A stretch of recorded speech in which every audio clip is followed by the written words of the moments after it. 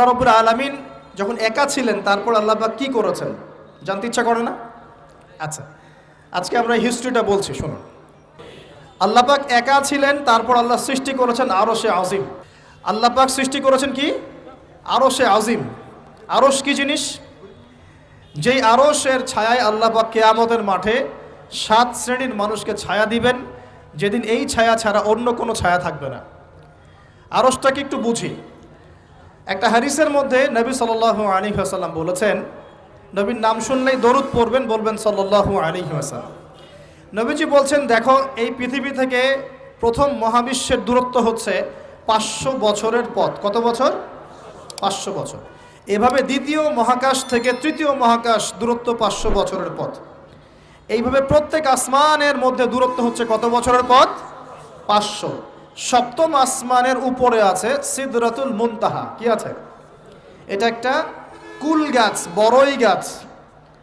NASA আবিষ্কার করতে পেরেছে, অতএব বিশ্ববাসী বিশ্বাস করবে না। নাসা যদি কালকে বলে হ্যাঁ পাওয়া গেছে সিদরাতুল মুনতাহা, তাহলে বিশ্ববাসী বিশ্বাস করবে। একটা শিরকি দর্শন চলছে, কুফরি দর্শন। ও যখন বলবে হ্যাঁ, তখন সবাই বলে হ্যাঁ, যখন তারা বলে না, সবাই বলে না। আল্লাহ পাকের ওহীর জ্ঞানের কোনো মূল্য নাই সবার কাছে, ইল্লা মাশাআল্লাহ। সিদরাতুল মুনতাহার উপরে আছে কুরসি। কি আছে? কুরসি। আল্লাহ পাকের কুরসি, যেটা আপনি আয়াতুল কুরসির মধ্যে পড়েন, ওয়াসিআ কুরসিয়ুহুস সামাওয়াতি ওয়াল আরদ, মানে আল্লাহ পাকের কুরসিটা আসমান জমিনকে ঘিরে রেখেছে। আর বলে রাখি যে প্রত্যেক ফরজ নামাজের পর যে আয়াতুল কুরসি পড়ে, জান্নাতে যাওয়ার জন্য তার একটাই বাধা, মৃত্যু। মৌত হয়ে গেলে জান্নাতে চলে যাবে ইনশাআল্লাহ। একটা হাদিস আসছে, রাত্রেবেলা ঘুমানোর সময় কেউ যদি আয়াতুল কুরসি পড়ে, সারা রাত আল্লাহর পক্ষ থেকে একজন ফেরেশতা তাকে পাহারা দিবে ইনশাআল্লাহ। এই ফেরেশতা তো দেখা যায় না, দেখা যায়? তো কয়দিন পর যদি বলে যে যা দেখা যায় না তা বিশ্বাস করা যাবে না, আসলে কিন্তু এপিস্টেমোলজি তাদের এটাই, যা দেখে না তা বিশ্বাস করে না। পশ্চিমারা কি ফেরেশতায় বিশ্বাস করে? কেন করে না? এটা তো একটা প্রশ্ন, উত্তরটা আমি বলছি আপনাদেরকে। কারণ তাদের জ্ঞান তত্ত্ব হচ্ছে যা চোখে দেখি না, যা পরীক্ষা নিরীক্ষা পর্যবেক্ষণে আসে না, তার কোনো অস্তিত্ব নাই। এটা ওদের ফিলোসফি অফ এডুকেশন, শিক্ষা দর্শন। এটাকে আমরা ফিলোসফির ভাষায় বলি এপিস্টেমোলজি বা জ্ঞান তত্ত্ব। জ্ঞান তত্ত্ব টিচার যারা আছেন তারা বুঝবেন, তাদের জ্ঞান তত্ত্ব এমন। আর আমাদের জ্ঞান তত্ত্ব উল্টা, টোটালি ডিফারেন্ট। আমরা কি বলি? আমরা বলি ওয়াকুলিল হাক্কু মির রাব্বিকুম, সত্য আল্লাহর পক্ষ থেকে আসে। আমরা বলি যে অদৃশ্যে বিশ্বাস না করা পর্যন্ত কেউ মুমিনই হতে পারবে না। ইমানের কয় পিলার? ইমানের কয় পিলার? 6 পিলার।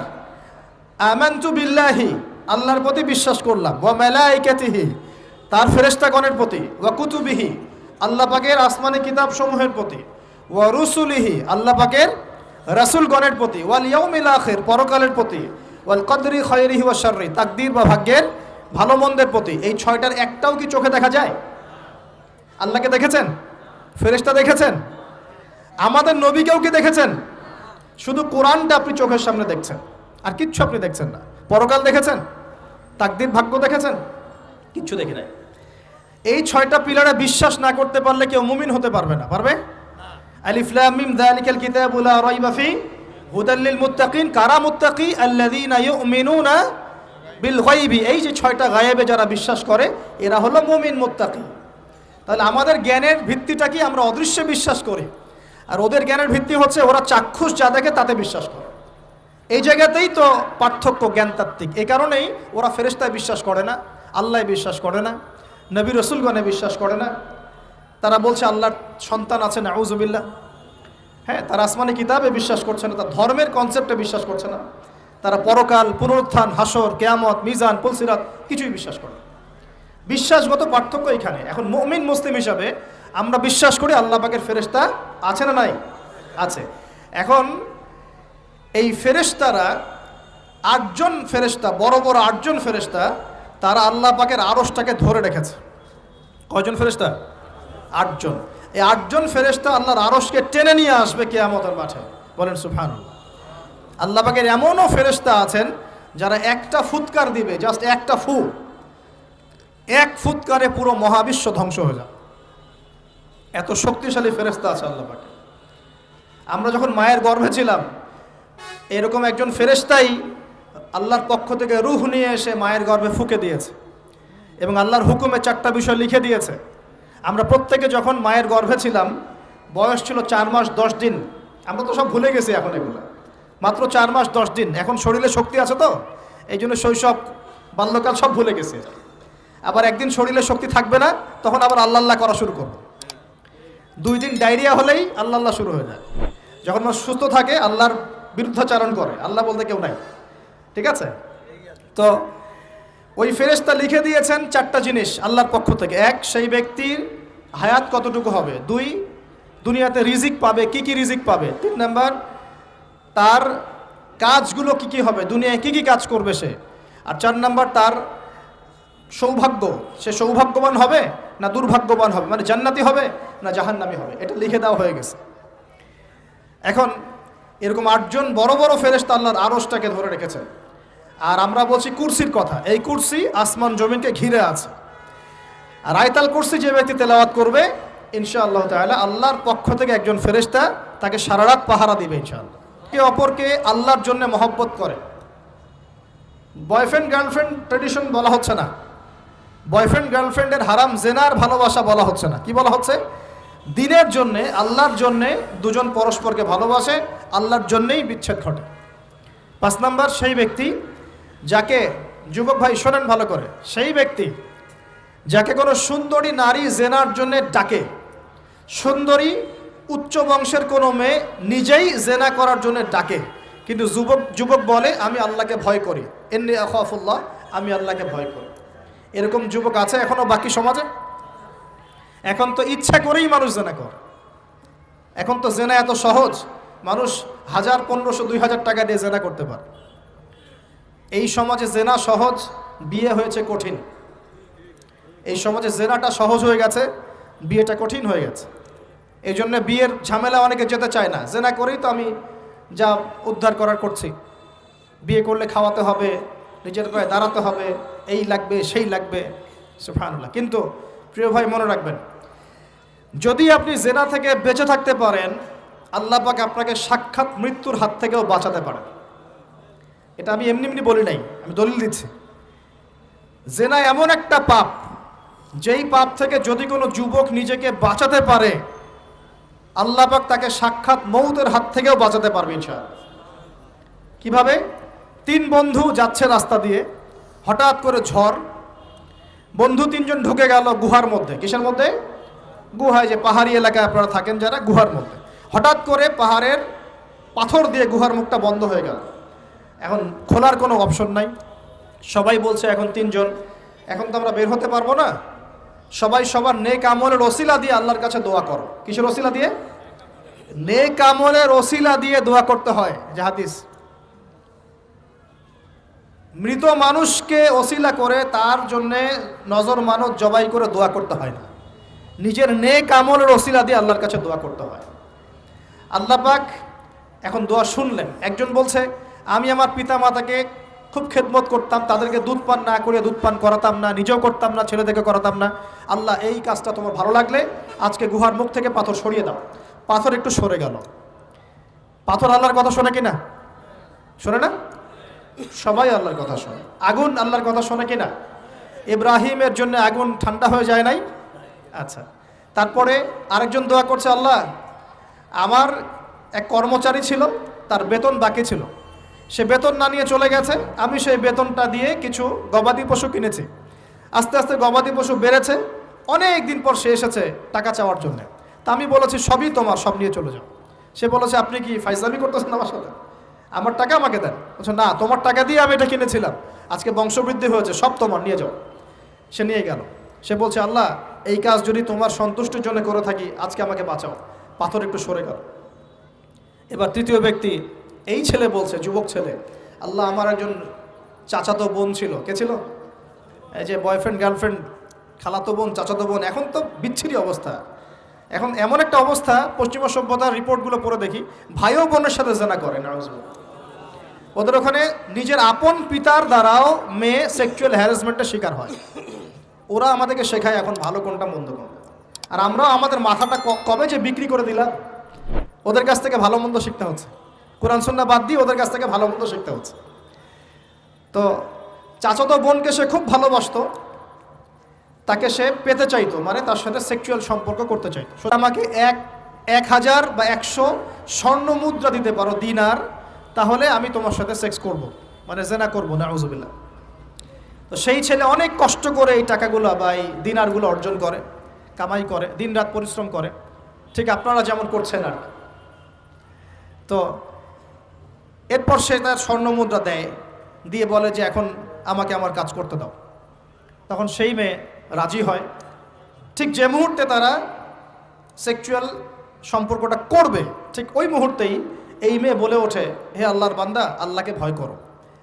আমি সারা জীবন আমার সতীত্বকে ধরে রেখেছি, কাউকে দেইনি, আমি কারোর সাথে এরকম অন্যায় করি নাই, আমি খারাপ মেয়ে নই, তুমি আমার ইজ্জতটা নষ্ট করো না। কে বলছে কথা? মেয়ে।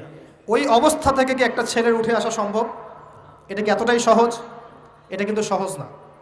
সত্যি কথা বলতে এই বিষয়টা কিন্তু এতটাও সহজ না। যারা অবিবাহিত তারা হয়তো বুঝতে পারবে না, বিবাহিতরা বুঝতে পারছে। তো ওই অবস্থা থেকে সেই টাকাগুলো না নিয়ে সেই স্বর্ণমুদ্রা মেয়েকে দিয়ে ওখান থেকে সেই ছেলে উঠে আসে আল্লাহর ভয়ে। সে এখন গুহার মধ্যে আটকা পড়েছে, আল্লাহকে বলছে, আল্লাহ ওই দিন ওই কাজ যদি তোমার সন্তুষ্টির জন্য করে থাকি, আজকে আমাকে মৃত্যুর হাত থেকে বাঁচাও। সমস্ত পাথর ধপধপ করে সরে গেল গুহার মুখ থেকে। এটা কিন্তু কোনো গাল গল্প না, এটা বানু ইসরায়েলের ঘটনা, সত্য ঘটনা। এই হাদিস থেকে আমি আপনাকে দলিল দিচ্ছি যে যদি জেনার মতো পাপ থেকে আমি সরে আসতে পারি, সাক্ষাৎ মৌত থেকে আল্লাহ বাঁচাতে পারে। প্রিয় ভাই, সেই যুবক আরশের ছায়া ছায়া পাবে যে তার যৌবনকালটাকে আল্লাহর পথে কাটিয়েছে, এবং যাকে কোনো সুন্দরী মেয়ে জেনার জন্য আহ্বান করে, সে বলে আমি আল্লাহকে ভয় করি। আমরা তওবা করি, আমরা কোনো প্রকার জেনার পাপে যাব না ইনশাআল্লাহ। যদি হারাম কোনো সম্পর্ক থেকে থাকে, আজকেই এই নাম্বার ডিলিট করে ফেলতে হবে। আল্লাহ পাক তৌফিক দান করুন। ডিলিট করার আগে আবার ফোন করে বলেন না যে আজকে থেকে আর কথা বলবো না, তাহলে এই কথা আর কোনোদিন শেষ হবে না। একবারই বন্ধ, ডিসকানেক্টেড। কার জন্যে? আল্লাহর জন্যে। এবং এটা করার পরে আল্লাহকে বলতে হবে, আল্লাহ শুধু তোমার ভয়ে এবং তোমার সন্তুষ্টি পাওয়ার জন্যে আমি জেনা থেকে বেরিয়ে আসলাম। আল্লাহ তুমি আমাকে হেদায়েত দাও, ঈমান দাও, আমল দাও, এবং তোমার রাস্তায় আমাকে বেহিসাব রিজিক দাও, এবং নেককার কুমারী, নেককার প্রেমময়ী, তাকওয়াবান, মুত্তাকি একজন স্ত্রী আল্লাহ তুমি আমাকে দান করো। ইনশাআল্লাহ আল্লাহ পাক আপনাকে দান করো। আল্লাহ পাক দান করো। আল্লাহ পাকের জমিন প্রশস্ত, আল্লাহর হাত প্রশস্ত। আল্লাহর হাতকে সংকীর্ণ মনে করবেন না, আল্লাহর জমিনকে সংকীর্ণ মনে করবেন না। আল্লাহ পাক যাকে ইচ্ছা বেহিসাব রিজিক দিতে পারে ইনশাআল্লাহ। আল্লাহ পাক আমাদের সবাইকে বেহিসাব রিজিক দান করুন বলি আমিন। আর কে? আর সেই ব্যক্তি যে এত গোপনে দান করে, যার বাহাত জানে না ডান হাত কি দান করেছে, যার বাহাত জানে না ডান হাত কি দান করেছে। আমাদের মতো নয় যে 10,000 টাকা দান করলে সবাইকে না জানানো পর্যন্ত ঘুম হচ্ছে না, এমন নয়। দান এমন গোপনে করে যে তার বাহাত জানে না ডান হাত কি দান করছে। আল্লাহ পাক আমাদের সবাইকে গোপনে দান করার তৌফিক দেন।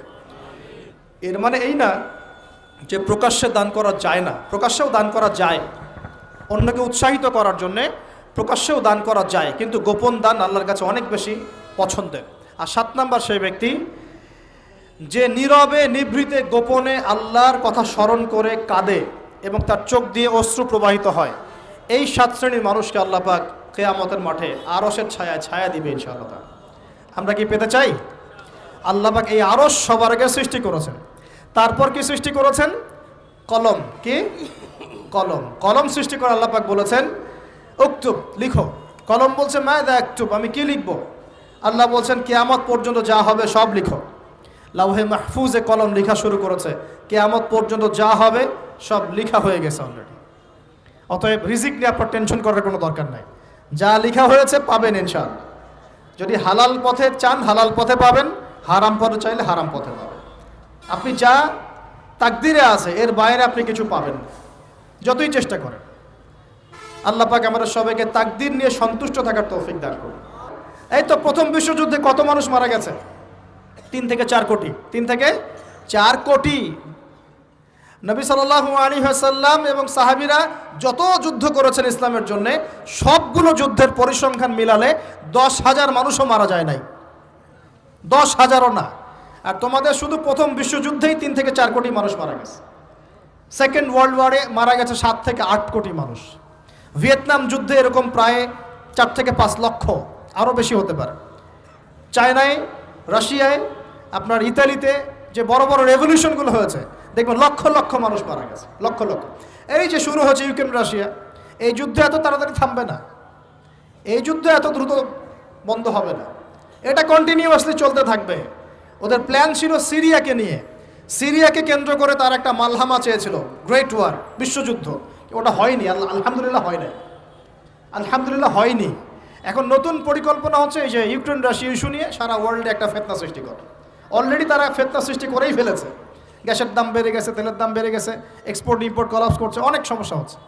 এবং এটাকে জিয়ে রাখা হচ্ছে অস্ত্র দিয়ে, প্রযুক্তি দিয়ে, হ্যাঁ, ট্যাঙ্ক দিয়ে, সমরাস্ত্র দিয়ে ওরা জিয়ে রাখছে যুদ্ধটাকে, যে চলুক, কন্টিনিউয়াসলি চলতে থাক। কারণ তাদের উদ্দেশ্য হচ্ছে পুরো বিশ্বে একটা ম্যাসাকার যুদ্ধ লাগানো। এটা আস্তে আস্তে আপনারা বুঝতে পারবেন, আমাকে কিছুই বলতে হবে না, আস্তে আস্তে আপনারা এমনি বুঝতে পারবেন। সারা বিশ্বে একটা গ্রেট ওয়ার হতে পারে, যেটাকে মিলিটারি অ্যাফেয়ার্স যারা বুঝেন তারা বলেন যে নিউক্লিয়ার ওয়ার বা পারমাণবিক যুদ্ধের কথা বলেন। এটা কিন্তু আমাদের দরজায় দাঁড়িয়ে আছে। আমরা দোয়া করি এমনটা না হোক, কিন্তু হতে পারে। আমরা দোয়া করি এমনটা না হোক, কিন্তু হতে পারে।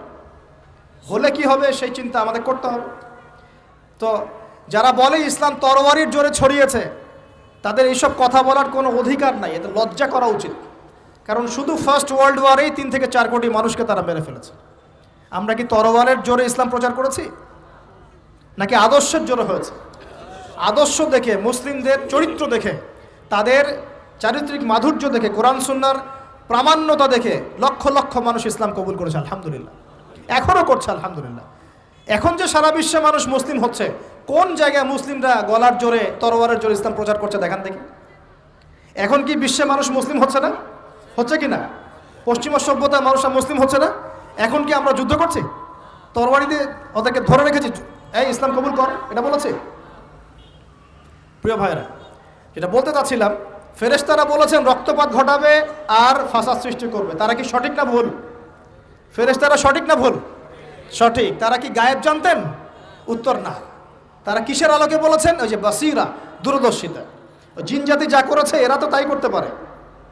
আল্লাহ পাক কি বলছেন? আল্লাহ পাক বলছেন ইন্নী আ'লামু মা লা তা'লামুন, আমি যা জানি তোমরা তা জানো না। মানে আমার অনেক শুকরগুজার বান্দা থাকবে যারা আমার আনুগত্য করবে, আমার বিরুদ্ধাচরণ করবে না। আমরা ওই বান্দাদের অন্তর্ভুক্ত হতে চাই, আল্লাহ পাক কবুল করুন বলি। এটা বলে রাখি যে জান্নাতের 120টা কাতার হবে। কয় কাতার? 120 কাতার। এর মধ্যে 80টা কাতার হবে উম্মতে মুহাম্মাদের মধ্য থেকে, আলহামদুলিল্লাহ। এবার আল্লাহ পাক আদম আলাইহিস সালামকে সৃষ্টি করলেন নিজ হাতে। সূরা সাদের মধ্যে আল্লাহ পাক বলেছেন খালাকতু বিয়াদাই, আমি নিজ হাতে ওকে সৃষ্টি করেছি। আল্লাহর হাত কেমন সেটা ব্যাখ্যা করার দরকার নাই, এগুলো নিয়ে চিন্তা করতে যাবেন না। আল্লাহ পাকের মতোই, কারোর সাথে সাদৃশ্যপূর্ণ নন।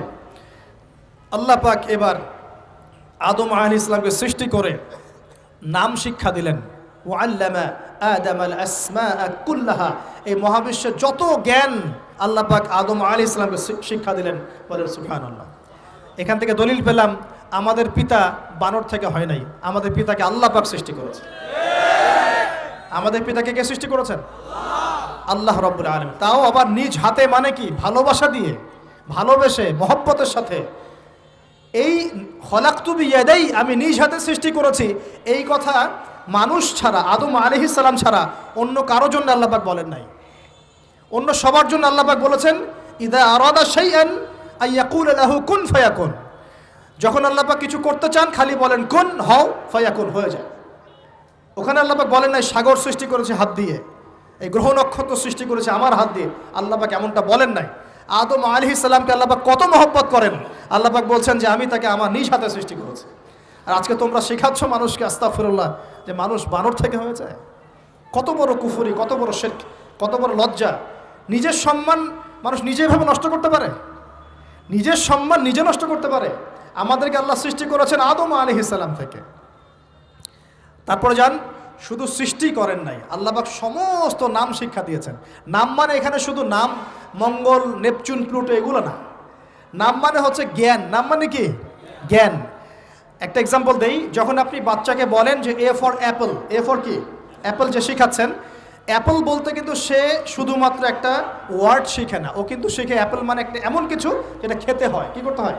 খেতে হয়। যখন আপনি শেখান এ ফর অ্যান্ট, ও বুঝতে পারে অ্যান্ট হচ্ছে একটা সৃষ্টি, এটা চলাচল করে কালো কালো দেখতে, ও কিন্তু মাথার মধ্যে ওটা ছবি এঁকে নেয়।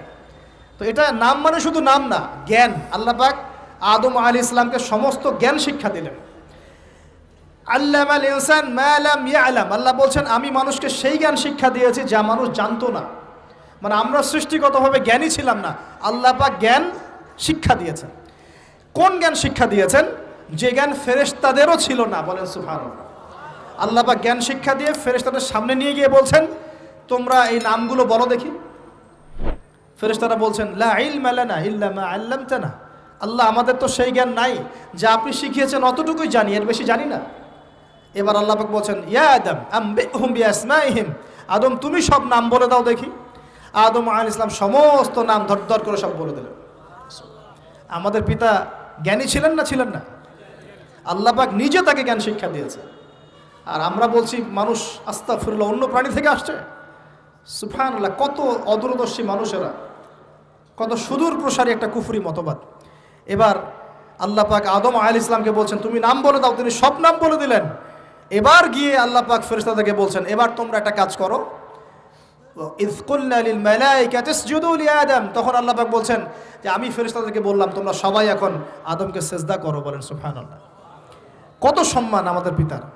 মহাবিশ্বে ফেরেশতাদের সামনে আল্লাহ পাক তাকে সিজদা করালেন ফেরেশতাদেরকে দিয়ে। ফাসাজাদু, সবাই সিজদা করলো, ইল্লা ইবলিস। কে সিজদা করলো না? ইবলিস। এখানে একটা বিষয় মনে রাখেন, আমাদের পিতাকে কিসের কারণে সম্মানিত করা হয়েছে? শারীরিক গঠন, চেহারার সৌন্দর্য, টাকা পয়সা, রিজিক, কোনটার কারণে? এইটাই মনে রাখবেন। মুসলিম উম্মাহ যদি আজকে সারা বিশ্বের নেতৃত্ব দিতে চায়, সবাইকে জ্ঞানী হতে হবে, জ্ঞানের বিপ্লব ঘটাতে হবে। বলেন সুবহানাল্লাহ, বলেন আমিন। এই জ্ঞানের বিপ্লব ঘটাতে পারলে ইনশাআল্লাহ মুসলিম উম্মাহ আবার সেই জায়গায় যাবে যেখান থেকে আমরা এসেছি। জ্ঞান ছাড়া আমরা কিচ্ছু করতে পারবো না। আর এই জ্ঞান মানে শুধু একমুখী শিক্ষা নয়, জেনারেল শিক্ষা, ইসলামিক শিক্ষা, এই দুইটাকে হারমোনিয়াসলি কম্বাইন্ড করতে হবে, করে এমন জ্ঞান অর্জন করতে হবে যেই জ্ঞান দিয়ে বিশ্বকে আমরা চ্যালেঞ্জ করতে পারি। এটাই এই বিশ্বের সবচেয়ে বড় চ্যালেঞ্জ এখন, মুসলিমদের সবচেয়ে বড় চ্যালেঞ্জ এখন এটাই। ইসলামিক শিক্ষা এবং জেনারেল শিক্ষাকে একত্রিত করে এমন প্রজন্ম তৈরি করা যে প্রজন্ম আগামী দিনে উম্মাকে নেতৃত্ব দেবে ইনশাআল্লাহ। এই একটা কাজ যদি কেউ করে যেতে পারে, আল্লাহ পাক তৌফিক দেখ, আমরা দোয়া করি আল্লাহ পাক এমন নেতা আমাদের উপরে নিয়ে আসুক যারা এরকম প্রজেক্ট লঞ্চ করতে পারে। বলেন আমিন। দোয়া করতে কোনো সমস্যা? অথবা যদি কেউ হাল না ধরে, আল্লাহ পাক যেন এমন কিছু মানুষ তৈরি করে দেন যারা এই জ্ঞানতাত্ত্বিক বিপ্লব নিয়ে কাজ করবে ইনশাআল্লাহ। এটা সবচেয়ে ইম্পর্টেন্ট কাজ এখন, না হলে আজকে থেকে 20-30 বছর পরে এই প্রজন্মকে আপনি আর খুঁজে পাবেন না। দেখবেন এমন প্রজন্ম চলে আসছে যারা বলবে আল্লাহর সাথে আমাদের কোনো সম্পর্ক নাই, নামাজ পড়বে না, রোজা রাখবে না, যাকাত দিবে না, আল্লাহকে চিনবে না। দেখে নিয়েন, আমরা দোয়া করি এমনটা না হোক, কিন্তু যদি আমরা হাল ছেড়ে দিই এখন এমনটাই হবে সামনে। এটা খিদিরের দৃষ্টিভঙ্গি দিয়ে আপনাদেরকে বললাম, জ্ঞানতাত্ত্বিক রেভলিউশন দরকার। যদি কেউ কোনো উদ্যোগ না গ্রহণ করে, অ্যাটলিস্ট বাসায় পারিবারিকভাবে হলেও আপনাকে শেখাতে হবে সন্তানকে, কোনো অপশন নাই। এবার ফাসাজাদু, সবাই সিজদা করেছে ইল্লা ইবলিস, ইবলিস করে নাই। কেন করছে না? ইবলিসের সমস্যাটা কি? ইবলিসকে আল্লাহ পাক জিজ্ঞাসা করছেন, আল্লাহ পাক জিজ্ঞাসা করছেন মা মানাআকা আল্লা তাসজুদা ইযা আমারতুক, আমি তোমাকে আদেশ করলাম আদমকে সিজদা করতে, কে তোমাকে নিষেধ করলো সিজদা করতে? ইবলিস বলছে বেশি চালাক, বেশি বোঝে যারা, অতিরিক্ত বুদ্ধিজীবী। ইবলিস ছিল বেশি বুদ্ধিজীবী। ইবলিস ছিল কি? অতিরিক্ত মাত্রার বুদ্ধিজীবী। আছে না আমাদের সমাজের এরকম কিছু মানুষ? ও বলছে খালাকতানি মিন নার, আমাকে সৃষ্টি করেছেন আগুন দিয়ে, আগুন তো সুপিরিয়র মাটির চাইতে। ও খালাকতাহু মিন তিন, আর আপনি এই আদমকে সৃষ্টি করেছেন মাটি থেকে, কাদা মাটি দিয়ে, আমি কেন আদমকে সিজদা করতে যাব? যুক্তি, অতি যুক্তিবাদী, অতি বুদ্ধি। আল্লাহ পাক বলছেন ফাখরুজ মিনহা ফাইন্নাকা রাজিম, এখান থেকে বের হয়ে যাও, তুমি অভিশপ্ত। ফাইন্না আলাইকা লা'নাতা ইলা ইয়াউমিদ্দিন, আমার আদেশ লঙ্ঘন করার কারণে কিয়ামত পর্যন্ত তোমার উপর লানত, অভিশাপ বর্ষিত। আল্লাহ পাক তাড়িয়ে দিলেন, একদম থ্রোন অ্যাওয়ে। আমরা বলি না আউযু বিল্লাহি মিনাশ শাইতানির রাজিম, রাজিম শব্দের মানে হচ্ছে বিতাড়িত, থ্রোন অ্যাওয়ে, কার্সড, যাকে অভিশাপ করা হয়েছে। এবার ভালো করে শোনেন প্রিয় ভাইরা, ইবলিসের এই স্টেটমেন্টগুলো শোনেন। এবার ইবলিস বলছে রব্বি আনজিরনি ইলা ইয়াউমি ইউবআসুন। এই স্টেটমেন্টটা ভালো করে শোনেন। ইবলিস বলছে রব্বি, হে আমার রব। ইবলিস বলছে রব্বি, হে আমার রব। ইবলিস বলছে রব্বি, হে আমার রব, আমাকে অবকাশ দিন, আনজিরনি, আমাকে অবকাশ দিন, ইলা ইয়াউমি ইউবআসুন, কিয়ামত দিবস পর্যন্ত। ইবলিস আল্লাহকে বিশ্বাস করে কি করে না? ইবলিস আস্তিক না নাস্তিক বলেন? ইবলিস বলছে রব্বি। রব্বি মানে কি? হে আমার রব। রব্বি মানে রব না, রব্বি মানে আমার রব। রব্বুন মানে রব, রব্বুহু তার রব, রব্বুহুম তাদের রব, রব্বুকা মানে তোমার রব, রব্বুকুম মানে তোমাদের রব, রব্বি মানে কি? আমার রব, রব্বুনা আমাদের রব। এটা গ্রামার, বুঝতে পারছেন? ইবলিস বলছে রব্বি মানে কি? হে আমার রব, আনজিরনি, আমাকে অবকাশ দিন, ইলা ইয়াউমি ইউবআসুন, কিয়ামত দিবস পর্যন্ত। ইবলিস আস্তিক না নাস্তিক? তাহলে এখন বলেন তো, আমরা যারা দুনিয়াতে আল্লাহকে অস্বীকার করছি তারা ইবলিসের চেয়ে বড় না ছোট? দলিল দিলাম তো, নাকি এমনি এমনি বললাম? আচ্ছা, আল্লাহ পাক বলছেন যাও, ফাইন্নাকা মিনাল মুনজারিন, তোমাকে অবকাশ দেয়া হলো, কারণ কিয়ামত পর্যন্ত সময় আল্লাহর কাছে খুব বেশি কিছু না। একদিনেরও কম, অল্প সময়, একটা সকাল একটা সন্ধ্যার মতো। ঠিক আছে, দিলাম, যাও। এবার ইবলিস চ্যালেঞ্জ করছে। এই চ্যালেঞ্জটা আমাদের সবাইকে মনে রাখতে হবে। সারা জীবন ইবলিসের এই স্টেটমেন্টটা মনে রাখতে হবে। সেটা কি? ইবলিস বলছে ফাবিমা আগওয়াইতানি, সূরা আরাফ পড়ে দেখবেন। ইবলিস বলছে ফাবিমা আগওয়াইতানি, আপনি যে আদমের কারণে আমাকে আজকে বের করে দিলেন জান্নাত থেকে, লাআকুদান্না লাহুম সিরাতাকাল মুস্তাকিম, আমি সেই আদমের সরল পথে ওত পেতে বসে থাকবো, চুপটি ঘাপটি মেরে বসে থাকবো, ঘাপটি মেরে ওর জন্য বসে থাকবো। আর সুম্মা লাতিয়ান্না মিন বাইনি আইদিহিম, আমি অবশ্যই তার সামন থেকে আসবো। সুম্মা লাতিয়ান্নাহুম মিন বাইনি আইদিহিম, আমি আদম সন্তানদের সামন থেকে আসবো, সামন থেকে মানে সরাসরি ওয়াসওয়াসা দিব। ওয়া মিন খালফিহিম, পেছন থেকে আসবো মানে পিছন থেকে ওয়াসওয়াসা দিব। ওয়া আন আইমানিহিম, ডান দিক থেকে ওয়াসওয়াসা দিব। ওয়া আন শামাইলিহিম, বাম দিক থেকে আসবো। ওয়ালা তাজিদু আকসারাহুম শাকিরিন, আপনি বেশিরভাগ আদম সন্তানকে শুকরগুজার পাবেন না। ইবলিস ঠিক বলেছে না ভুল বলেছে? বেশিরভাগ মানুষ নামাজ পড়ে না। বেশিরভাগ মানুষ সুদ খায় কি খায় না? বেশিরভাগ মেয়ে এখন বেপরদায় চলে কি চলে না? বেশিরভাগ মানুষ এখন অন্যায় করে কি করে না? বেশিরভাগ মানুষই আল্লাহ থেকে দূরে চলে। ইবলিস কিন্তু ঠিকই বলেছে, ঠিক বলে নাই? আচ্ছা, আল্লাহ পাক বলছেন ঠিক আছে, যাও, তোমার চ্যালেঞ্জ তোমার জায়গায়। তবে আমার বান্দারা যদি সারা জীবনও অন্যায় করার পরে একবার, যদি খালি একটাবার মন থেকে তাওবাতান নাসুহা মানে প্রকৃত তওবা করে, খালেস তওবা করে, আল্লাহর কাছে ফিরে আসে, বলে আস্তাগফিরুল্লাহ, আল্লাহ আমাকে মাফ করে দাও, রব্বিগফির ওয়ারহাম, আল্লাহ মাফ করো, ক্ষমা করো, আস্তাগফিরুল্লাহাল্লাযী লা ইলাহা ইল্লা হুয়াল হাইয়ুল কাইয়্যুম ওয়া আতুবু ইলাইহি, বা আমার কাছে একটাবার যদি মাফ চায়, ক্ষমা চায়, তার সারা জীবনের গুনাহ আমি মাফ করে দেব ইনশাআল্লাহ। আর কি চাই? ওই যে বললাম না, আমাদেরকে ভালোবেসে আল্লাহ সৃষ্টি করেছেন। এবার ইবলিস চলে গেল, আর আদম আলাইহিস সালামের পাজর থেকে আল্লাহ পাক সৃষ্টি করলেন হাওয়া আলাইহিস সালাম। বলে সুবহানাল্লাহ। কারণ সঙ্গিনী ছাড়া আমরা চলতে পারবো না। পারবো? যারা চিরকুমার সঙ্গে নাম লেখাচ্ছ, এগুলো থেকে বের হয়ে আস। এখন চিরকুমার থাকার টেন্ডেন্সি মানুষের। চিরকুমার থাকতে হবে কেন? সঙ্গীর দরকার আছে কি নাই? আছে। একা একা লাগে, মানুষ একা একা চলতে পারে না। ইব্রাহিম আলাইহিস সালাম একা চলে আসছেন, তার সাথে সারা আলাইহিস সালাম ছিলেন। আমাদের নবীজি যখন একা, তার সাথে খাদিজা রাদিয়াল্লাহু আনহা ছিলেন। ঠিক আছে? ঠিক একইভাবে আদম আলাইহিস সালাম একা একা জান্নাতে, আল্লাহ পাক তার পাঁজর থেকে সৃষ্টি করলেন কাকে? হাওয়া আলাইহিস সালাম। বলে রাখি, হাওয়া আলাইহিস সালাম ছিলেন পৃথিবীর সবচেয়ে সুন্দরী নারীদের একজন। দুজন নারীকে সবচেয়ে সুন্দরী বলা হয়। কয়জন? একজন হাওয়া আলাইহিস সালাম, আর একজন ইব্রাহিম আলাইহিস সালামের স্ত্রী সারা আলাইহিস সালাম। মনে থাকবে? এখানে মনে রাখবেন, নিজে যদি পবিত্র থাকেন, নিজের চরিত্রকে পবিত্র রাখেন, ইনশাআল্লাহ আপনি সব দিক থেকে ভালো একজন মেয়ে পাবেন ইনশাআল্লাহ। নিজের চরিত্র ঠিক থাকবে না, জেনা করবেন, 10 ঘাটের পানি খেয়ে আসবেন, দেখবেন যাকে বিয়ে করেছেন ও 15 ঘাটের পানি খেয়ে আসছে। সতর্ক থাকবেন। আল্লাহ পাক হেফাজত করুন, বলি আমিন। এবার তারা দুজন জান্নাতে থাকতে লাগলেন। আল্লাহ পাক বলছেন, একটু মনোযোগ দেন, আল্লাহ বলছেন যে তোমরা দুজন জান্নাতে থাকো। ফাকুলা মিনহা রাগাদান হাইসু শি'তুমা, জান্নাতে যা ইচ্ছা তোমরা খাও, কোনো সমস্যা নেই, থাকো, খাও।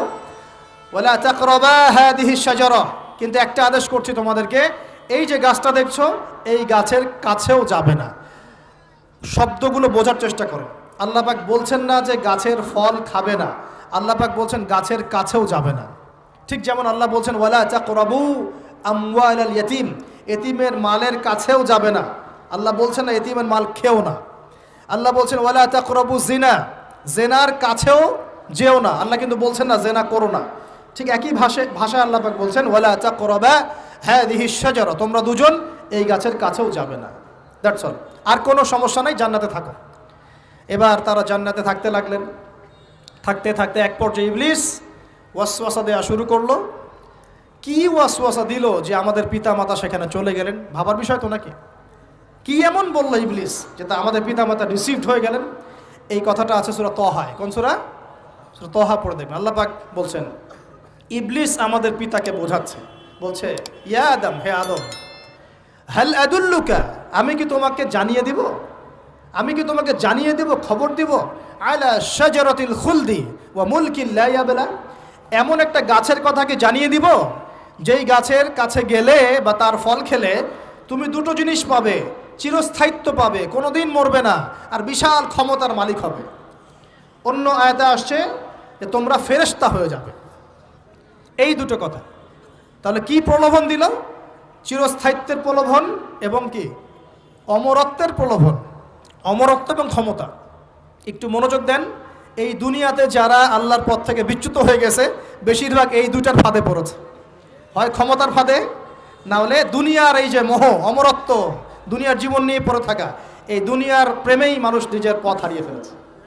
এই দুটোই হয়েছে। এক পর্যায়ে পিতা মাতা চলে গেলেন, ফল খেয়ে ফেললেন। যদিও বা ফল খাওয়ার কথাটা কোরআনে নাই, কোরআনে আছে তারা গাছের কাছে চলে গেলেন। কি হলো গাছের কাছে যাওয়ার পরে? ফালাম্মা যাকাশ শাজারা, ফালাম্মা যাকাশ শাজারা, আল্লাহ পাক বলছেন যখন তারা গাছের কাছে চলে গেলেন। ভাই লক্ষ্য করেন, যখন তারা গাছের কাছে চলে গেলেন প্রথম যে ঘটনা ঘটলো, বাদাত লাহুমা সাওআতুহুমা, তাদের যে কাপড় ছিল জান্নাতের কাপড়, গায়ে কাপড়টা ধাপাস করে খুলে পড়ে গেল। এখানে যদি আপনার কাপড়টা খুলে যায় কেমন লাগবে? বা কেউ যদি জোর করে কাপড় আপনার খুলে ফেলে কেমন লাগবে? কেউ যদি 10 জন জোর করে ধরে আপনার কাপড় খুলে দেয় কেমন লাগবে? আপনি নিজের জীবনের চাইতে বেশি কাপড়টা ধরে রাখার দিকে মনোযোগী হবেন না? আমাদের পিতা মাতাকে শয়তান জান্নাতে ফেরেশতাদের সামনে নগ্ন করে দিল, কাপড় খুলে পড়ে গেল। তার মানে জান্নাতে আমাদের পিতা মাতাকে নগ্ন করেছে কে? ইবলিস।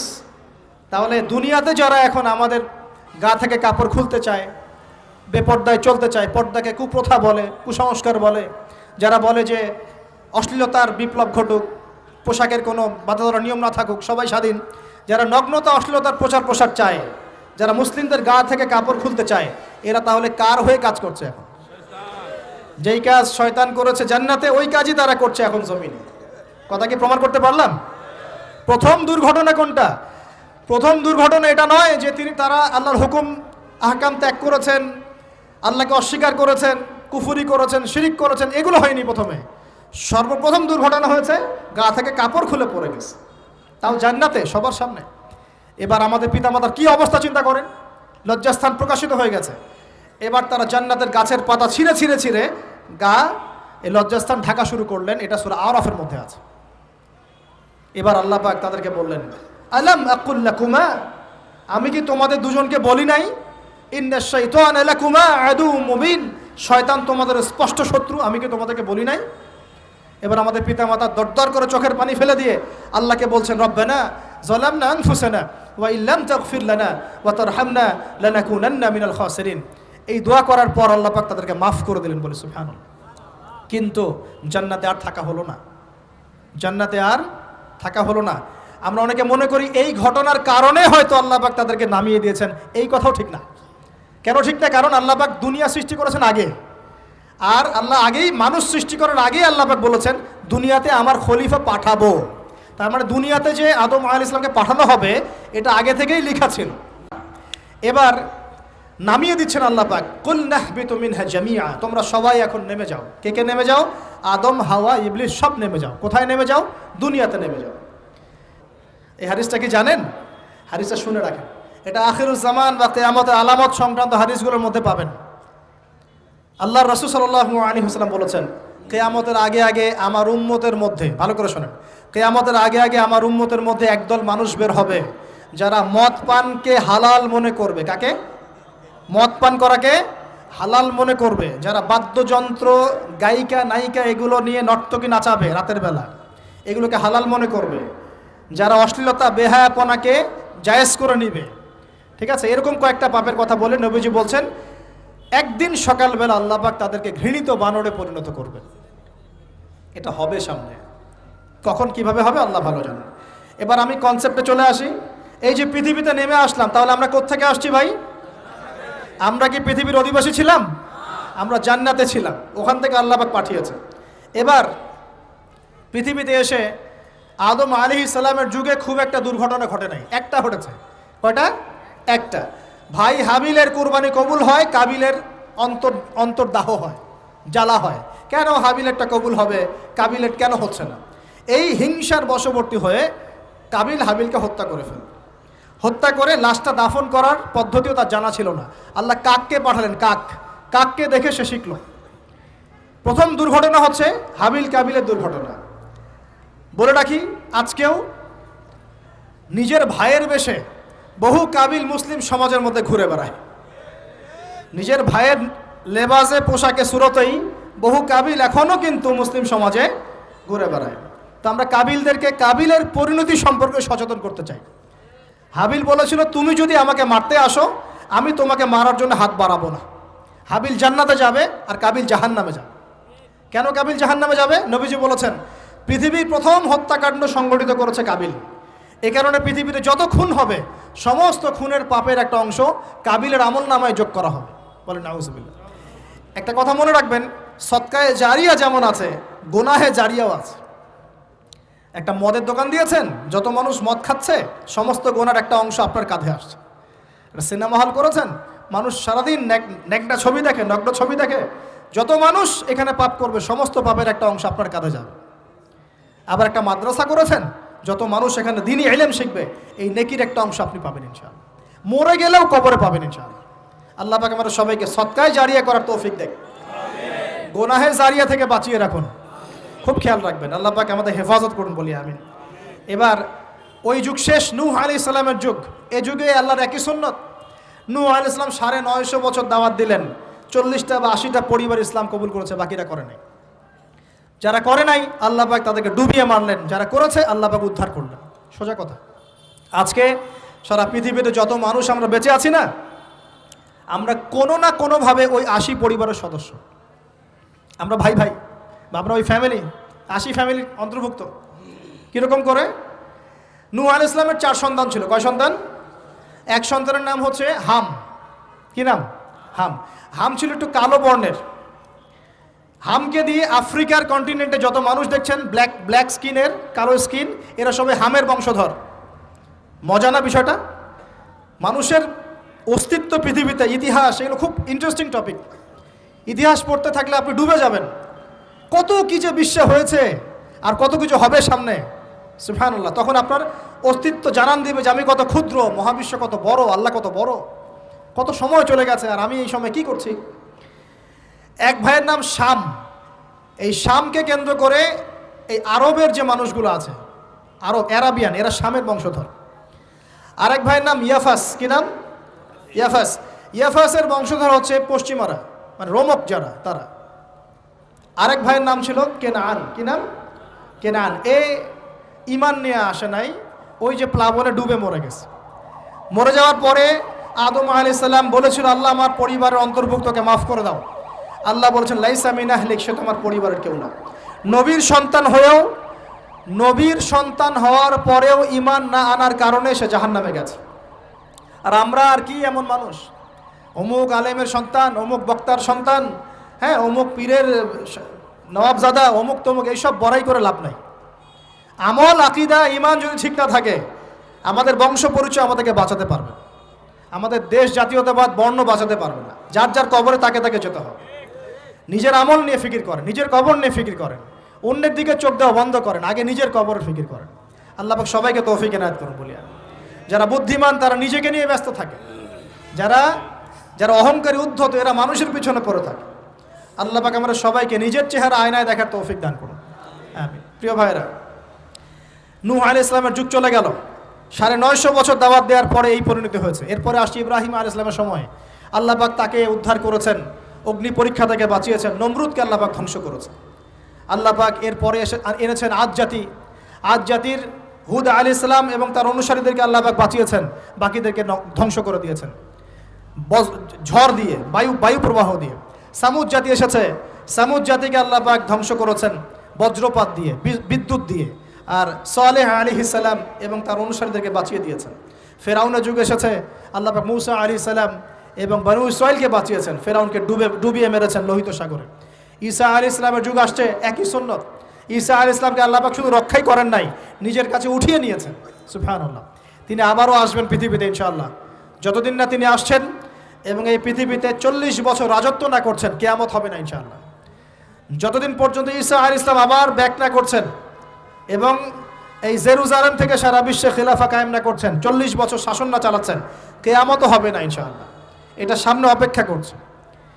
এবং নবী সাল্লাল্লাহু আলাইহি ওয়াসাল্লামের যুগে আবু জেহেল, আবু লাহাব, উতবা, সাইবাদেরকে আল্লাহ পাক ধ্বংস করেছেন। আল্লাহর নবী এবং সাহাবীদেরকে আল্লাহ পাক সম্মানিত করেছেন। আপনি কি পুরো হিস্ট্রির মধ্যে একটা সুন্নত দেখতে পাচ্ছেন, কমন সুন্নত? কি সুন্নত? প্রত্যেক যুগে যুগে যারাই আল্লাহর ওই যে বিধান মেনে চলেছে, সমকালীন নবী রাসূলদের আনুগত্য করেছে, আল্লাহ পাকের আনুগত্য করেছে, আল্লাহ পাক তাদেরকে উদ্ধার করেছেন দুনিয়াতেও পরকালে। প্রত্যেক যুগে যুগে যারাই আল্লাহকে মানে নাই, রাসূলকে মানে নাই, আল্লাহর আসমানি কিতাবকে মানে নাই, বিরুদ্ধাচরণ করেছে, কুফরি করেছে, শিরিক করেছে, আল্লাহ পাক সবাইকে ধ্বংস করে দিয়েছেন, কারো কোনো পরোয়া করেন না। এই সিলসিলা আজও অব্যাহত আছে, আগামীতেও থাকবে ইনশাআল্লাহ। এখন আমরা যারা এখন বেঁচে আছি, আমরা নবী সাল্লাল্লাহু আলাইহি ওয়াসাল্লামের ইন্তেকালের প্রায় 1450 বছর পরের মানুষ। আল্লাহর নবী এসেছেন এমন সমাজে, যে সমাজে শিরকের পাপ চলছে, সুদের পাপ চলছে, দুর্নীতি চলছে, আপনার কন্যা সন্তানকে জীবিত হত্যা করা হচ্ছে, আপনার মাদকদ্রব্যের সয়লাভ চলছে, মেয়েদের অধিকার দেওয়া হচ্ছে না, হ্যাঁ, গোত্রীয় হানাহানি চলছে। ওই সমাজটাকে তিনি 23 বছরের মধ্যে পাল্টে ফেললেন। কত বছর? 23 বছর। কিভাবে পাল্টালেন? উত্তর, তিনি প্রথমে জ্ঞানের চর্চা করেছেন। কিসের চর্চা? জ্ঞানের। আল্লাহ পাক প্রথম ওহী নাজিল করেছেন, ইকরা বিসমি রাব্বিকাল্লাযী খালাক, পড়ুন আপনার রবের নামে যিনি আপনাকে সৃষ্টি করেছেন। নবী সাল্লাল্লাহু আলাইহি ওয়াসাল্লাম সাহাবীগণ কোরআনের 6টা হক আদায় করেছেন। কয়টা হক? 6টা। তারা কোরআন পড়া শিখেছেন। আমরা সবাই কোরআন পড়া শিখবো তো ইনশাআল্লাহ? তারা কোরআনের অর্থ শিখেছেন। আমরা কোরআনের অর্থ শিখবো তো ইনশাআল্লাহ? তারা কোরআনের আদেশগুলো মেনেছেন। আমরা কোরআনের সব আদেশ মানবো তো ইনশাআল্লাহ? তারা কোরআনের সমস্ত নিষেধগুলো বর্জন করেছেন। আমরা নিষেধ বর্জন করবো তো ইনশাআল্লাহ? তারা কোরআনের দাওয়াত মানুষের কাছে পৌঁছে দিয়েছেন। আমরা কোরআনের দাওয়াত দিব তো ইনশাআল্লাহ? এবং 6 নাম্বার, তারা কোরআনের বিধানগুলোকে বাস্তবায়ন করেছেন। আমরাও বাস্তবায়নের চেষ্টা করবো তো ইনশাআল্লাহ? এই 6টা হক আদায়ের ফলে 23 বছরের ব্যবধানে জাহেলি মক্কা একদম সোনালী মক্কায় পরিণত হয়েছে। 23 বছর পরের মক্কায় আপনি কোনো সুদ পাবেন, কোনো শিরক পাবেন, কোনো মূর্তি পূজা পাবেন, কোনো মেয়ের অবমাননা পাবেন, কোনো জেনা, কোনো ব্যভিচার, কোনো ধর্ষণ, কিচ্ছু পাবেন? 23 বছর পরের মক্কায় কোনো পাপ পাবেন না। কিভাবে সমাজ পরিবর্তন হলো? এই কোরআনের হক আদায়ের মধ্য দিয়ে হয়েছে, নবীর সুন্নাত প্রতিষ্ঠার মধ্য দিয়ে হয়েছে। এরপর কি থেমে গিয়েছিল? উত্তর, না। এরপর আবু বকর সিদ্দিকের যুগ এসেছে, প্রায় 2 থেকে 2.5 বছর তিনি শাসন কার্য চালিয়েছেন। ওই যুগে কি মানুষ আবার খারাপ হয়ে গিয়েছিল? উত্তর, না। বরং ইসলাম আরও বেগবান হয়েছে আলহামদুলিল্লাহ। এরপর এসেছে উমর রাদিয়াল্লাহু আনহুর যুগ। কত বছর? প্রায় 10 বছর। কত বছর? 10 বছর। এই 10 বছরে কি মুসলিমরা আবার খারাপ হয়ে গিয়েছিল? উমর রাদিয়াল্লাহু আনহুর কোর্টের মধ্যে কি প্রতিদিন কেস আসতো? সারা বছরে একটা কেসও আসতো না। মানুষ এত ভালো ছিল, সারা বছরে একটা কেসও আসতো না। বরং যারা রাষ্ট্রীয় পর্যায়ে দায়িত্বশীল ছিল, তারা এসে বলতো যে আমাদের ভাতাগুলো বন্ধ করে দেন, বসে বসে বেতন নিব কেন, কোনো তো কেসই আসে না, বসে থাকবো কেন। এরকম সমাজ ছিল। একজন ব্যক্তি খুঁজে পাওয়া যেত না যে নামাজ পড়ে না, একজন মুসলিম পাওয়া যেত না যে যাকাত দেয় না সামর্থ্য থাকলে, এমন মুসলিম খুঁজে পাওয়া যেত না যে কোরআন পড়তে জানে না, হাদিসের চর্চা করে না, যে দাওয়াতি কাজ করে না, যে আল্লাহর পথে দাওয়াত এবং জিহাদে আত্মনিয়োগ করে না, এমন মুসলিমই খুঁজে পাওয়া যেত না। এরপরে আসলো উসমান রাদিয়াল্লাহু আনহুর যুগ। ওই যুগে ফিতনা শেষের দিকে সৃষ্টি হওয়া শুরু হলো। কোন বিষয়কে কেন্দ্র করে? কোরআন সংকলনকে কেন্দ্র করে ফিতনা সৃষ্টি হলো। আতাতায়ীদের, বিদ্রোহীদের হাতে উসমান রাদিয়াল্লাহু আনহুকে নির্মমভাবে শাহাদাত বরণ করতে হয়েছে। তিনি প্রায় 12 বছর শাসন কার্য চালিয়েছেন। ইসলাম আরও এগিয়ে গেছে। এরপর এসেছে আলী রাদিয়াল্লাহু আনহুর যুগ। আলী রাদিয়াল্লাহু আনহুর খেলাফতে ওই উসমান রাদিয়াল্লাহু আনহুর ঘটনাকে কেন্দ্র করে, হত্যাকাণ্ডকে কেন্দ্র করে মুয়াবিয়া রাদিয়াল্লাহু আনহু এবং আলী রাদিয়াল্লাহু আনহুর মাঝখানে একটা ব্যাটল, একটা যুদ্ধ হয়ে গেছে। এর নাম হলো সিফফিনের যুদ্ধ। কিসের যুদ্ধ? সিফফিন। যাই হোক, এক পর্যায়ে আলী রাদিয়াল্লাহু আনহুকে এরকম বিদ্রোহীদের হাতে, খারেজিদের হাতে শহীদ হতে হয়। বলেন ইন্না লিল্লাহি ওয়া ইন্না ইলাইহি রাজিউন। তারপরে হাসান রাদিয়াল্লাহু আনহু অল্প কয়েকদিন শাসন কার্য চালান। তারপর উম্মার ঐক্যের খাতিরে তিনি তার শাসন কার্যের ভারটাকে মুয়াবিয়া রাদিয়াল্লাহু আনহুর হাতে সোপর্দ করে দেন। যা ছেড়ে দিলাম। মুয়াবিয়া রাদিয়াল্লাহু আনহুর সময় থেকে উমাইয়াদের শাসন শুরু হয়। উমাইয়ারা শাসন করেছে প্রায় 132 হিজরি পর্যন্ত। কত হিজরি? 132 হিজরি পর্যন্ত, প্রায় 92 ইয়ার্স, 92 বছর তারা শাসন করেছে। এ সময় ইসলাম আরও এগিয়ে গেছে, পিছিয়ে যায় নাই। ফিতনা এসেছে, দমন করা হয়েছে। মুসলিমরা বীর দর্পে বিশ্বের বুকে শাসন কার্য চালিয়েছে। এরপর এসেছে আব্বাসীয়দের খেলাফত। জাব নদীর যুদ্ধে উমাইয়াদের পরাজয়ের পরে আব্বাসীয়রা ক্ষমতায় আসে। তারাও ইসলামকে এগিয়ে নেওয়ার চেষ্টা করছিল, ইসলাম এগিয়ে যাচ্ছিল, জ্ঞান বিজ্ঞানের প্রসার হচ্ছিল। আলহামদুলিল্লাহ, ইসলাম পিছিয়ে যায় নাই, মুসলিমরা পিছিয়ে যায় নাই, সারা বিশ্বে দাপটের সাথে আমরা চলেছি। তারপর আস্তে আস্তে ওই আব্বাসীয়দের পতন শুরু হলো। কাদের হাতে? এই তাতারিদের হাতে, মঙ্গোলিয়ানদের হাতে। মাত্র 40 দিনের ব্যবধানে পুরো বাগদাদের মধ্যে প্রায় 20 থেকে 25 লক্ষ মানুষকে হত্যা করা হয়েছে। বাইতুল হিকমা ধ্বংস করে দেওয়া হয়েছে, লাইব্রেরি ধ্বংস করে দেওয়া হয়েছে, বইপত্রকে নদীতে ফেলে দেওয়া হয়েছে। তারা ছিল উগ্র জাতি। মঙ্গোলিয়ানদের নাম শোনে নাই? হালাকু খাঁ নাম শুনেছেন? চেঙ্গিস খান, হালাকু খান নাম শোনে নাই? ওদের হাতে মুসলিমদের ব্যাপক দমন পীড়ন সহ্য করতে হয়েছে। এভাবে যুগে যুগে তারপর ক্রুসেডাররা আসছে। ক্রুসেড, একটা, দুইটা, তিনটা ক্রুসেড হচ্ছে। আস্তে আস্তে উসমানীয়দের রাইজিং হয়েছে, ফাতেমি খেলাফত এসেছে, মামলুকদের শাসন এসেছে, এদিকে মোগলরা শাসন করেছে, কর্ডোভার দিকে আব্দুর রহমান তারা শাসন করেছে। মানে এক কথায় সারা বিশ্বে মুসলিম শাসন ছিল। অটোমান এম্পায়ার 1923 এই সময়ের দিকে, 1914 থেকে 1923 এই সময় পর্যন্ত অটোমান এম্পায়াররাই বিশ্বে ছিল। তারপরে মুসলিমরা আস্তে আস্তে রাষ্ট্র ভাগ করে ফেলেছে। প্রত্যেক রাষ্ট্র টুকরা টুকরা হয়ে গেছে, ইউনিটি নষ্ট হয়ে গেছে, রাষ্ট্রের ভিতরে বিভিন্ন ফাসাদ তৈরি করে দেওয়া হয়েছে, মুসলিমদের ঐক্য ভেঙে গেছে, ইকোনমি দুর্বল হচ্ছে। সব মিলিয়ে আজকে মুসলিমদের আজকে এই অবস্থা হচ্ছে। আমাদের এখন যুবকরা চিনে না আল্লাহকে, নামাজ পড়তে মানুষ খুঁজে পাওয়া যাচ্ছে না, যাকাত দেওয়ার মানুষ পাওয়া যায় না। রমজান মাসে পার্ট টাইম রোজা রাখে, পার্ট টাইম তারাবি পড়ে, পার্ট টাইম জুমায় আসে, পার্ট টাইম ঈদে নামাজ পড়ে। প্রজন্ম আস্তে আস্তে এই জায়গায় চলে আসছে। আল্লাহকে চিনে না, রাসূলকে চিনে না, ইসলামের হিস্ট্রি জানে না, আমাদের শেকড় জানে না। এমনি এমনি হয়নি, লাস্ট 100 বছরে এই জায়গায় আমরা আসছি। লাস্ট 100 বছরের হিস্ট্রি ভালো করে পড়ে দেখবেন, বলার সময় নাই এখানে। লাস্ট 100 বছরের হিস্ট্রি পড়ে দেখবেন যে জায়গায় আমরা ছিলাম সেখান থেকে একদম তলানিতে নেমে চলে আসছি। এখন প্রশ্ন হচ্ছে, এই অবস্থায় কি চিরস্থায়ী থাকবো, নাকি এখান থেকে আমরা সামনে যাব? সামনে যে এমনি এমনি যাওয়া হবে না এটা নিশ্চিত। সামনে যাওয়ার জন্য কিছু কাজ এবং ক্রাইটেরিয়া মেনটেন করতে হবে। আমরা জানি এরপরে আসবে ইমামুল মাহদির শাসন, তারপরে আসবে নবী ঈসা আলাইহিস সালামের শাসন, তারপরে দাজ্জালকে মেরে ফেলা হবে। আর দাজ্জালকে মেরে ফেলার আগে দাজ্জাল তার অনুসারীদেরকে নিয়ে বিশ্ব শাসন করবে 40 বছর। 40 বছর না, 40 দিন। 40 দিন। প্রথম দিন হবে 1 বছরের সমান, দ্বিতীয় দিন হচ্ছে 1 মাস, তৃতীয় দিন 1 সপ্তাহের সমান। তারপরের দিনগুলো আমাদের দিনের মতোই। এরপর ঈসা আলাইহিস সালামের আগমনের মধ্য দিয়ে তার ধ্বংস হবে। এরপর ইয়াজুজ আর মাজুজ বের হবে। ইয়াজুজ আর মাজুজ খুব হিংস্র হবে, তাদেরকে হত্যা করার ক্ষমতা মুসলিমদের থাকবে না। মুসলিমরা তুর পাহাড়ে আশ্রয় নেবে। আল্লাহ পাকের গজবে তাদের ঘাড়ের মধ্যে একটা ভাইরাস জন্ম নেবে, এতে তারা মারা যাবে। বড় বড় নখরওয়ালা প্রাণী আল্লাহ পাঠাবেন, পাখি, এরা এসে এদেরকে উঠিয়ে উঠিয়ে কোনো জায়গায় ফেলে দিবে, মহাবিশ্বের কোনো এক জায়গায় এনে ফেলে দিবে। তারপর আল্লাহ পাক বৃষ্টি বর্ষণ করবেন, প্রচুর বৃষ্টি বর্ষিত হবে এবং বিশ্বের এই জমিনটা উর্বর হবে। তখন একটা ডালিম দেখেছেন? ডালিম, একটা ডালিম একটা পরিবার খাবে। একটা ডালিমের খোসার মধ্যে একটা পরিবার আশ্রয় নিতে পারবে, এত বড় বড় ফসল হবে। 40 বছর ঈসা আলাইহিস সালাম এই বিশ্বকে শাসন করবেন ন্যায়ের ভিত্তিতে, আদালতের ভিত্তিতে। ঘাটে মহিষে 1 ঘাটে পানি খাবে, বাঘে মহিষে 1 ঘাটে পানি খাবে, কেউ কারোর উপর জুলুম করবে না। এরপর তার বিয়ে শাদী হবে, সন্তান হবে এবং তার ইন্তেকালও হবে স্বাভাবিকভাবে, এবং তাকে দাফন করা হবে নবী মুহাম্মদ সাল্লাল্লাহু আলাইহি ওয়াসাল্লামের কবরের পাশে, রওজার পাশে। এরপরে মানুষ আবার খারাপ হওয়া শুরু করবে। এতটা খারাপ হবে যে মানুষ রাস্তার মোড়ে মোড়ে জেনা ব্যভিচারে লিপ্ত হবে, কুকুর শেয়ালের মতো। এই অবস্থায় পশ্চিম দিক থেকে সূর্য উঠবে এবং ব্যবসায়ী ব্যবসা করতে বসেছে, কাপড় খুলেছে, এই কাপড় গুটিয়ে নেওয়ার আগে কিয়ামত হয়ে যাবে। একজন ব্যক্তি পানির বোতল খুলেছে, পানি মুখে দেওয়ার আগেই কিয়ামত হয়ে যাবে। একজন ব্যক্তি বাসা থেকে বের হয়েছে, বাসায় ফেরত যাওয়ার আগে কিয়ামত হয়ে যাবে। উটকে পানি পান করানোর আগে কিয়ামত হয়ে যাবে। ওই সময় তওবার দরজা বন্ধ হয়ে যাবে।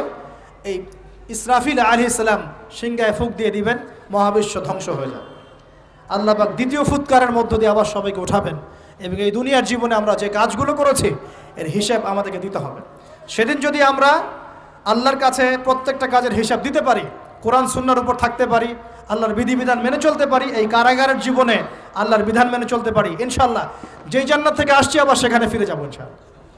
আর যদি ওই দিন আমরা হিসাব দিতে ব্যর্থ হই, আল্লাহ না করুক, তাহলে ওই ইবলিসের সাথে, তার অনুসারীদের সাথে আমাদের সবাইকে জাহান্নামে থাকতে হবে বলে নাউজুবিল্লাহ। এভাবে হিস্ট্রি শুরু হয়েছে, হিস্ট্রি শেষ হবে।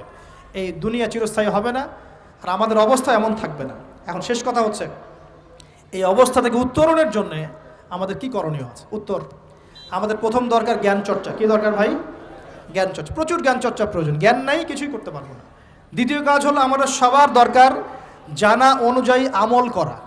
জানা অনুযায়ী আমল করা, যে যত বেশি জানি আমল করার চেষ্টা করি, আল্লাহ পাক তৌফিক দান করুন।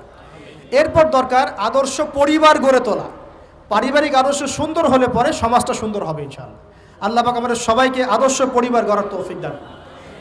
দিনদার মেয়েকে বিয়ে করবেন, দিনদার ছেলেকে বিয়ে করবেন, অল্পে তুষ্ট থাকবেন, পরিবারের বিষয়ে সবর করবেন এবং সন্ততিদেরকে মানুষ করে যাওয়ার চেষ্টা করবেন। এরপর দরকার আমাদের হালাল রিজিক। সবাই যদি হালাল রিজিকে সন্তুষ্ট থাকি, সমাজের মধ্য থেকে অন্যায় এমনি অটোমেটিক কমে যাবে ইনশাআল্লাহ।